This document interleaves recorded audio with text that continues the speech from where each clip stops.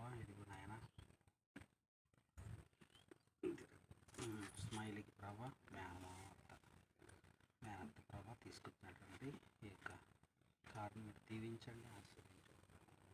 దీని ద్వారా ఎటువంటి ఆటంకాలను సహాయం చేయి.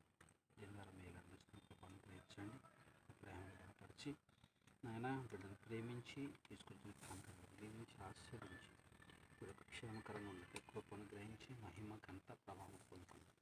యేసయ్య పరిశుద్ధంగా కూర్చున్నాను పరమ తండ్రి, ఆమేన్. God bless you. చూడండి రెడ్డా పక్కనే